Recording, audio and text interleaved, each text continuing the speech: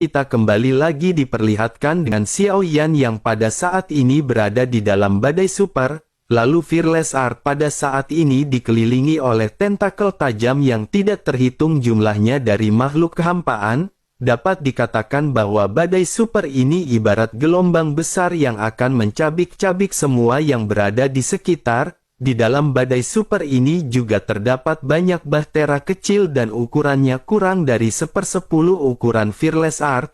Namun bahtera-bahtera ini tidak seperti Fearless Art. Mereka tidak hanya tidak diserang oleh 8 cakar kehampaan tetapi juga mereka semuanya terlihat stabil di dalam badai super. Lebih dari belasan bahtera pada akhirnya muncul dan mengelilingi Art. Mereka tetap berada di sekitar Fearless Art seolah-olah sedang menunggu Fearless Art hancur. Sementara itu Fearless Art jika dilihat dari kejauhan sosoknya dikelilingi oleh 8 cakar kehampaan.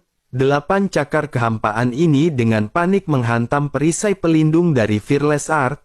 Namun pertahanan dari Fearless Art ini benar-benar sangat menakutkan karena meskipun makhluk ini menghabiskan semua kekuatannya, tampaknya akan sangat mustahil bagi mereka untuk bisa menembus perlindungan Fearless Art.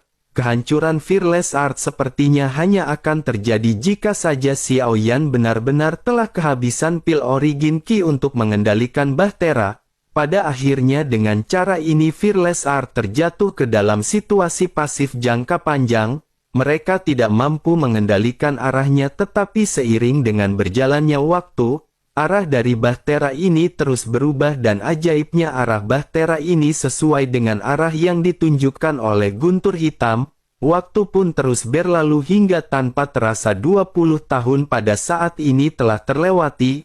20 tahun yang sangat lama ini benar-benar mengalir dengan sia-sia. Selama periode waktu ini Ding Yue juga pada dasarnya tidak pernah beristirahat. Sosoknya selalu waspada karena takut dengan keadaan darurat yang akan terjadi. Dalam 20 tahun terakhir juga 8 cakar kehampaan pada saat ini mengelilingi bahtera Fearless. Mereka tampak menyerang bahtera Fearless tetapi sesungguhnya mereka juga merupakan pelindung dari Fearless Art. Bersamaan dengan hal tersebut pada saat ini pada akhirnya Ding Yue segera melihat bahwa di kompas langit berbintang ada riak badai berangsur-angsur menghilang. Ding Yue pada saat ini menghela nafas lega. Lautan kehampaan juga pada saat ini perlahan-lahan menjadi semakin tenang dan hal ini berarti bahwa mereka telah lolos dari badai super. Badai kehampaan yang menakutkan ini benar-benar berlalu dengan tenang dengan cara yang tidak dapat untuk dijelaskan. Ketika badai mereda 8 cakar kehampaan ini juga pada akhirnya menyerang Fearless Art. Mereka segera mengikuti badai kehampaan dan pergi meninggalkan Fearless. Namun meskipun begitu di dalam kesunyian ini masih ada belalasan bahtera yang mengelilingi Fearless Art. Posisi dari Fearless Art pada saat ini benar-benar tidak diketahui. Namun jika dilihat dari kejauhan pada saat ini dapat terlihat ada berbagai macam puing-puing di sekitarnya. Puing-puing ini bersumber dari bahtera-bahtera yang telah hancur. Terlebih lagi ada juga banyak bangkai binatang buas yang sangat besar. Tampaknya spesies dari makhluk kehampaan ini adalah mereka yang tidak bisa terlepas dari kehancuran badai super. Sementara itu di antara banyak bahtera yang pada saat ini mengelilingi Fearless Art, salah satu bahtera yang merupakan pemimpin pada saat ini sedikit mendekat. Pemimpin di antara kelompok ini seketika berkata bahwa tidak ada aura di dalam bahtera. Menanggapi hal tersebut sesosok lainnya pada saat ini segera mulai berbicara. Sosoknya menjelaskan bahwa dirinya pernah menemukan bahtera ini sebelumnya. Sepertinya bahtera ini telah dikepung oleh 8 cakar kehampaan dan dirinya tidak menyangka bahwa lambung kapal ini masih utuh. Jika memang begitu permasalahannya seharusnya tidak akan ada permasalahan yang terjadi di dalam bahtera. Oleh karena itu bagaimana mungkin pada saat ini mereka tidak bisa merasakan sesuatu di dalam bahtera ini? Haruskah mereka pada saat ini mengirimkan orang untuk menggeledahnya? Menanggapi hal tersebut sosok sebelumnya pada akhirnya berkata bahwa bahan dari bahtera ini juga tidak biasa. Jika mereka dapat menjual bahtera ini mereka mungkin benar-benar akan mendapatkan keuntungan yang bagus. pria itu pun seketika sedikit mengangguk sebelum akhirnya segera memerintahkan para prajuritnya untuk mendekati Fearless Art. Lebih dari 100 orang pada saat ini telah dibentuk untuk bersiap memasuki Fearless Art di kejauhan. Mereka tahu bahwa Fearless Art pada saat ini masih dilindungi dan mereka tidak bisa melakukan operasi skala besar. Oleh karena itu mereka pada saat ini hanya mengirimkan sejumlah kecil pasukan yang mereka miliki. Ratusan sosok pada akhirnya dengan hati-hati segera memasuki Fearless Art. Begitu mereka semua memasuki penghalang, mereka semua pada saat ini tidak bisa lagi terlihat. Semua orang pada saat-saat ini menantikan kembalinya dari orang-orang ini, tetapi setelah cukup lama, 100 sosok pada saat ini seolah-olah menghilang di dalam bahtera dan tidak pernah keluar. Banyak tokoh di lebih dari belasan bahtera juga pada akhirnya pada saat ini saling memandang. Mereka pada akhirnya mengirim lebih dari 100 orang untuk kembali memasuki Fearless Art. Setelah beberapa saat, hasil yang mereka terima pada saat ini masih sama, masih tidak ada suara dan tidak ada sosok yang pada saat ini keluar dari Fearless Art. Sosok dari pemimpin ini pun segera berkata bahwa ada yang mencurigakan dari bahtera ini. Setelah selesai berbicara, sosoknya pada saat ini segera memutuskan untuk mengirim pasukan yang lebih banyak. Mereka juga pada saat ini bersiap dengan persenjataan untuk menyerang Fearless Art.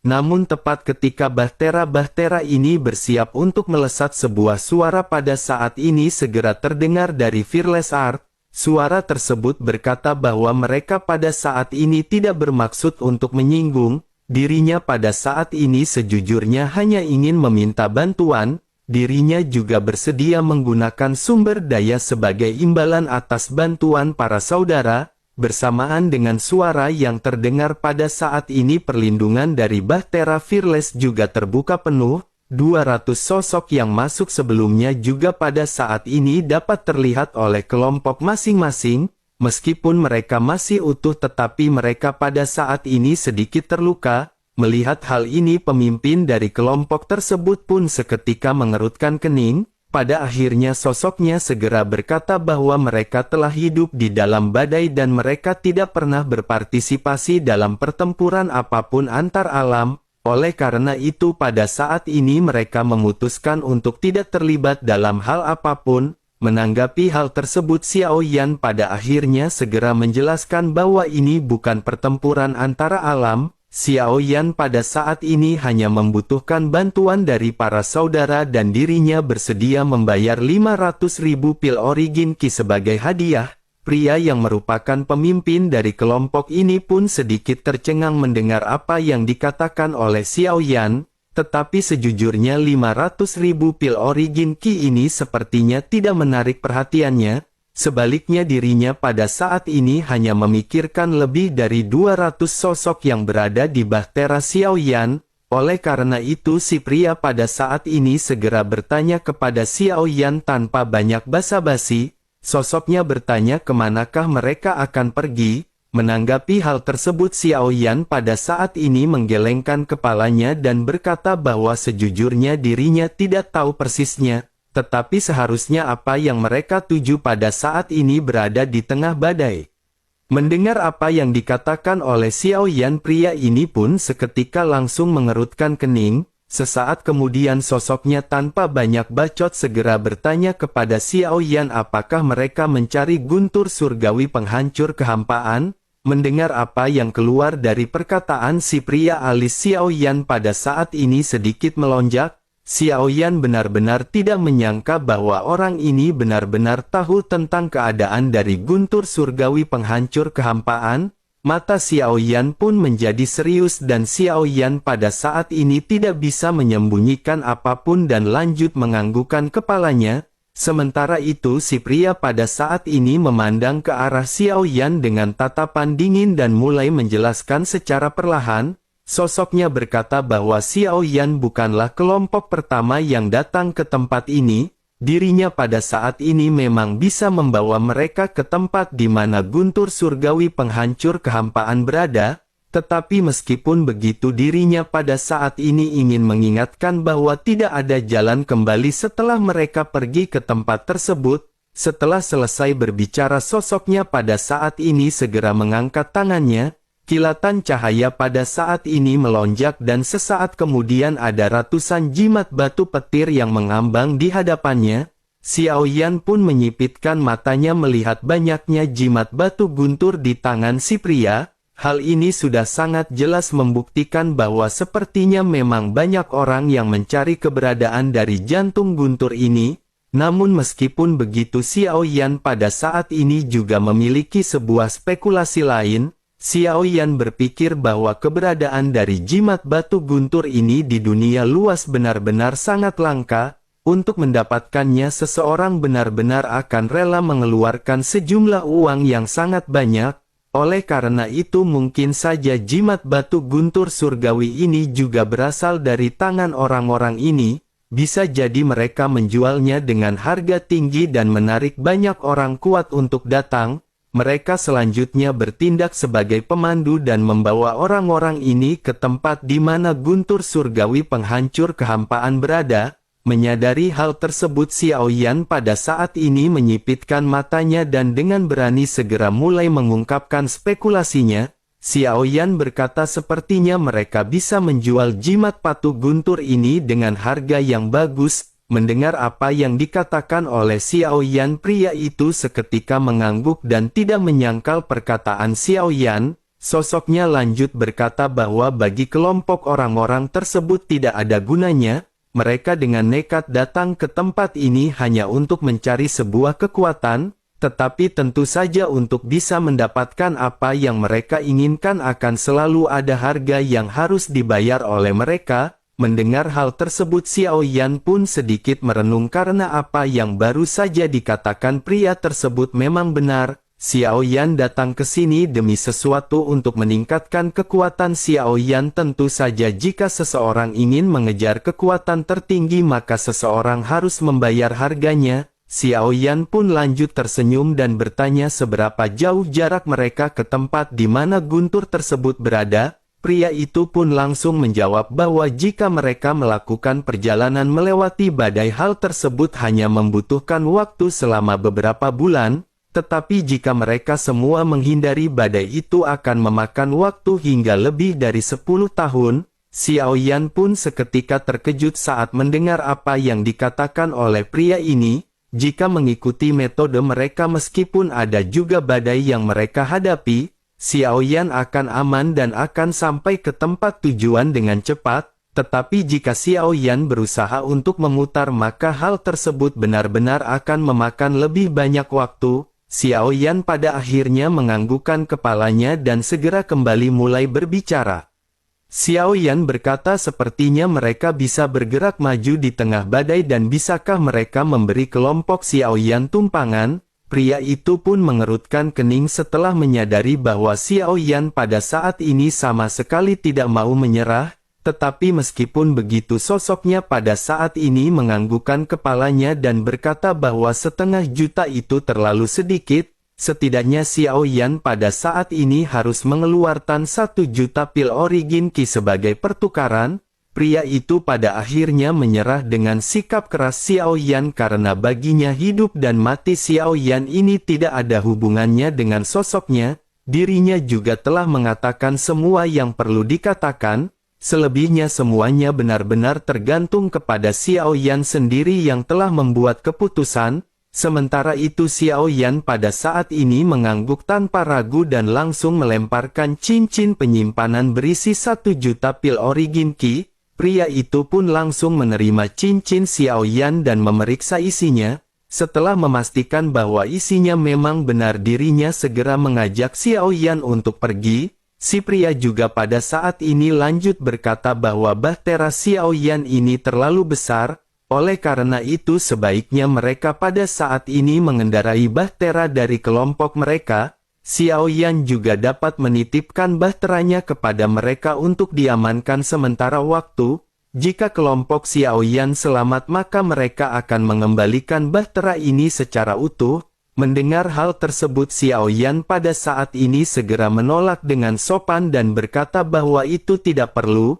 Saat berikutnya Ding Yue yang menyadari perkataan Xiao Yan segera memasukkan bahtera ini ke dalam botol. Bahtera Fearless yang sangat besar pada akhirnya menghilang begitu saja dan muncul di dalam botol kristal transparan. Ding Yue segera memasukkan botol tersebut ke dalam cincin penyimpanan dan apa yang dilakukan oleh Ding Yue ini membuat pemimpin tersebut terkejut.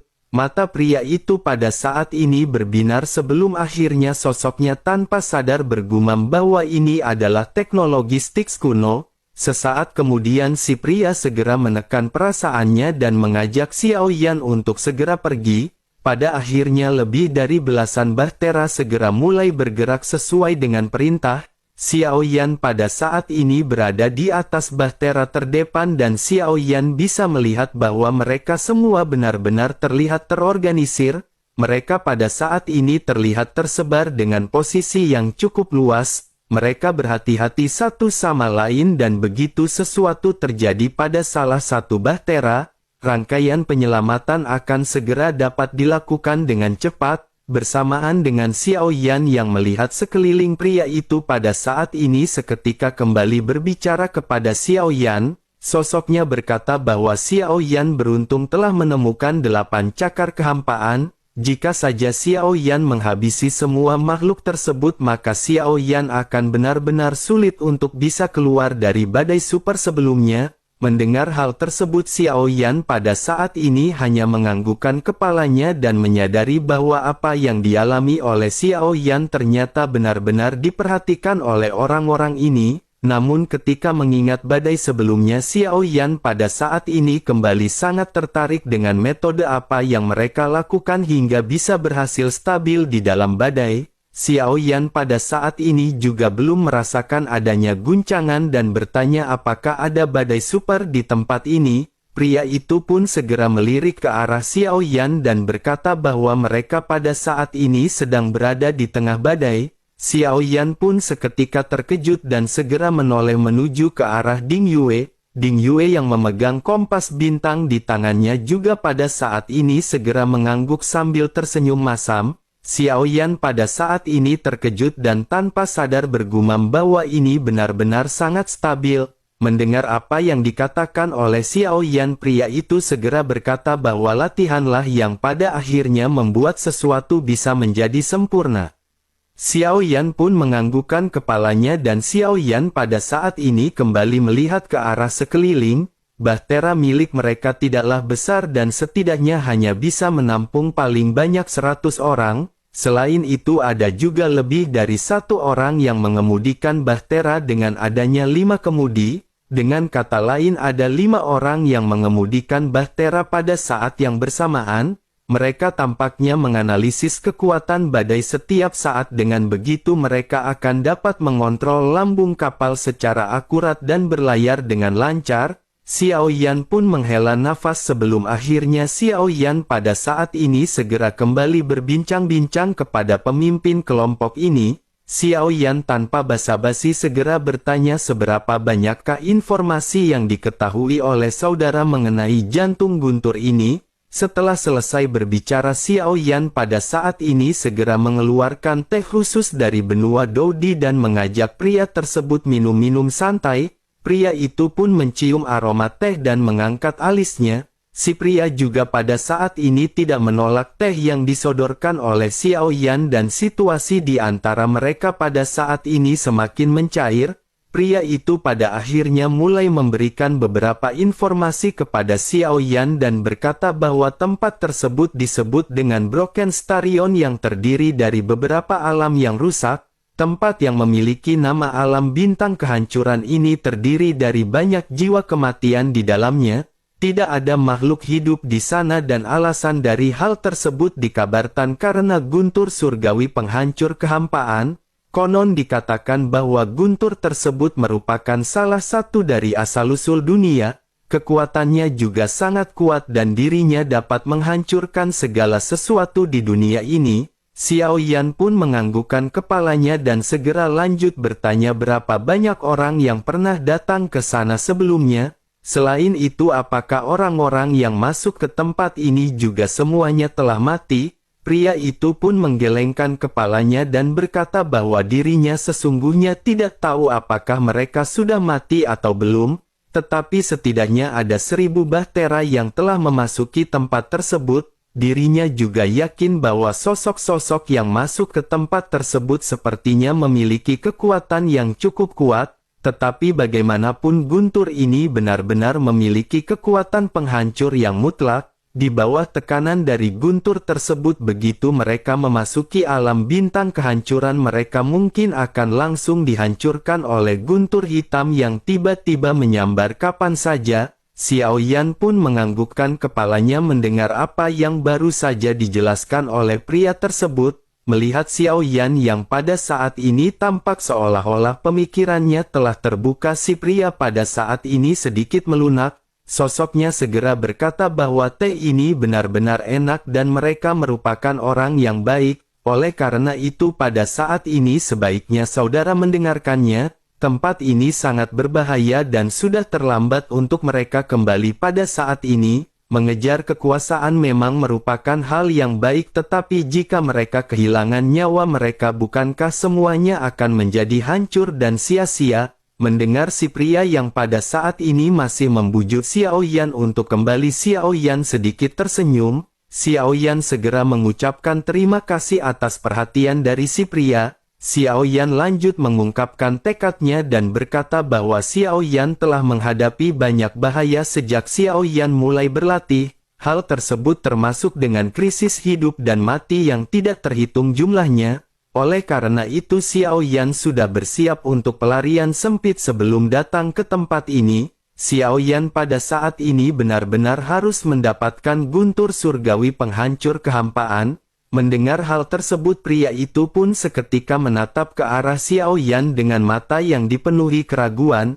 Sosoknya lanjut berkata bahwa meskipun dirinya tidak tahu apa kekuatan Xiao Yan dan level apa yang telah Xiao Yan capai, dirinya pada saat ini bisa melihat dengan jelas karena dengan bisa sampai ke tempat ini hal tersebut merupakan bukti dari kekuatan Xiao Yan. Namun dirinya tidak mengetahui dan tidak mengerti mengenai alasan semua ini dan dirinya ingin bertanya kepada saudara. Dirinya pada saat ini ingin mengetahui apakah saudara mengetahui akhir dari kekuasaan. Dengan kekuatan saudara saat ini dirinya khawatir seluruh alam bawah benar-benar tidak akan berani menyerang ke alam saudara. Oleh karena itu pada saat ini mengapa saudara masih mempertaruhkan segalanya? Xiao Yan pada saat ini masih asik meminum teh sambil mendengarkan ocehan dari pria tersebut. Sementara itu si pria pada saat ini masih terus mengungkapkan bacotnya kepada Xiao Yan. Sosoknya pada saat ini bertanya kepada Xiao Yan apakah tujuan mereka menjadi kuat hanya untuk mendominasi semua makhluk di dunia ini. Menanggapi hal tersebut Xiao Yan pada akhirnya sedikit tersenyum dan Xiao Yan segera menoleh ke arah pria tersebut. Xiao Yan lanjut berkata bahwa jika mereka tidak mendaki gunung, bagaimana mungkin mereka bisa tahu seberapa tingginya gunung tersebut.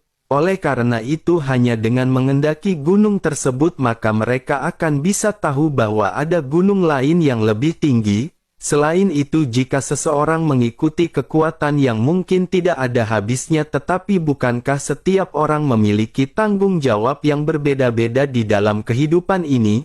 Terlebih lagi ketika mereka telah mengambil langkah, bukankah mereka telah ditakdirkan untuk tidak dapat melihat ke belakang atau berhenti? Xiao Yan pada saat ini pikir tampaknya orang-orang dari setiap alam benar-benar memiliki pandangan yang berbeda-beda. Tentu saja perbedaan kehidupan dari masing-masing alam akan mempengaruhi pola pikir seseorang. Terlebih lagi dikatakan kelompok pria ini juga selalu menghindari pertempuran dan mereka hidup di dalam badai. Oleh karena itu pandangan yang dirinya miliki pada saat ini benar-benar jauh berbeda dengan pandangan yang dimiliki oleh Xiao Yan. Sementara itu si pria pada saat ini sedikit merenung sebelum akhirnya perlahan berkata kepada Xiao Yan. Sosoknya berkata bahwa dirinya sesungguhnya tidak dapat memahaminya dengan jelas. Hal itu mungkin karena levelnya pada saat ini masih terlalu rendah. izinkan dirinya pada saat ini memperkenalkan diri bahwa dirinya bernama Chang Yuhua. Jika saudara dapat selamat dari guntur surgawi penghancur kehampaan, maka dirinya dapat memberi saudara petunjuk tentang ciptaan lainnya. Dirinya akan memberitahu sesuatu yang tidak lebih lemah daripada guntur surgawi penghancur kehampaan. Mendengar hal tersebut, Xiao Yan pada saat ini sedikit tersenyum dan Xiao Yan kembali mulai berbicara. Xiao Yan bertanya apakah syarat yang mereka butuhkan untuk bertukar informasi ini. Menanggapi hal tersebut, pria yang bernama Chang Yuhua pun berkata bahwa masih terlalu dini untuk mengatakan hal ini sekarang. Sebaiknya mereka menunggu sampai saudara laki-laki bisa keluar dari alam bintang kehancuran hidup-hidup. Xiao Yan pun menganggukkan kepalanya dan keduanya pada saat ini sedikit berbincang-bincang santai. Beberapa bulan pada akhirnya berlalu dalam sekejap mata. Mereka telah mengalami beberapa kali badai besar hingga badai super, tetapi mereka tidak mengalami insiden apapun. Pada akhirnya mereka pun telah mencapai bagian terdalam dari kawasan badai. Chang Yuhua pun berdiri dan berkata bahwa mereka pada saat ini hampir sampai. Setelah melewati alam bintang kehancuran ini, mereka tidak lagi berada di kehampaan Laut Barat. Mereka akan segera memasuki kehampaan Laut Utara dan saudara harus berhati-hati. Mendengar hal tersebut, Xiao Yan pada saat ini sedikit menganggukkan kepalanya. Masih ada jarak yang cukup lumayan, tetapi Xiao Yan pada saat ini mendengar ada letupan guntur di kejauhan. Xiao Yan juga pada saat ini menoleh untuk melihat ke arah guntur hitam yang berada di tangan Lei Ji yang menunjukkan arah yang sama. Hal itu dengan jelas menunjukkan bahwa Chang Yuhua pada saat ini tidak menipu Xiao Yan. Chang Yuhua pada akhirnya menangkupkan tangannya dan pada saat ini segera kembali berbicara kepada Xiao Yan. Lebih jauh di depan Xiao Yan adalah alam bintang kehancuran dan mereka tidak berani masuk. Dirinya pada saat ini hanya bisa mengucapkan agar saudara pada saat itu berhati-hati. Xiao Yan juga pada saat ini menangkupkan tangannya dan mengucapkan terima kasih kepada Chang Yuhua. Menanggapi hal tersebut, Chang Yuhua berkata agar saudara tidak perlu mengucapkan terima kasih. Dirinya melakukan semua ini hanya karena uang sebagai pertukaran, tetapi karena dirinya telah banyak meminum teh yang enak dari saudara selama ini, dirinya masih dengan tulus berharap saudara dapat kembali dengan selamat. Setelah berbasa-basi mengucapkan salam perpisahan, pada akhirnya Xiao Yan dan yang lainnya segera kembali ke Fearless Art. Chang Yuhua yang tampak sangat takut juga pada saat ini tidak tinggal dan segera bergegas pergi bersama dengan kelompoknya. Sementara itu mata Xiao Yan pada saat ini sedikit menyipit ketika Xiao Yan perlahan melihat alam bintang kehancuran. Ini tampak bukan seperti sebuah ruang tetapi ruang yang saling terkait antara bintang-bintang yang rusak. Susunan dari banyak alam ini membuat ruang yang sangat aneh. Fearless Art pada akhirnya segera berlayar dan setelah mendekati alam bintang kehancuran, suara gemuruh pada saat ini semakin jelas dan guntur hitam seketika menyambar langsung ke arah Fearless Art. Begitu guntur hitam ini langsung membombardir perlindungan Fearless Art, perlindungan itu juga seketika langsung dihancurkan. Kekuatan guntur yang tersisa juga pada saat ini masih terus menyapu Fearless Art. Semua orang pada saat ini seketika terkejut dan dalam sekejap jiwa semua orang pada saat ini gemetar. Xiao Yan pada akhirnya berteriak kepada Ding Yue agar dirinya menggunakan kecepatan tercepat untuk segera masuk. Ding Yue tanpa ragu-ragu segera bergegas mengikuti instruksi Xiao Yan dan mereka segera melesat. Fearless Art berubah menjadi gumpalan asap dan segera bergegas menuju ke alam bintang kehancuran untuk membuka cabang warung Bude Yanti di sana.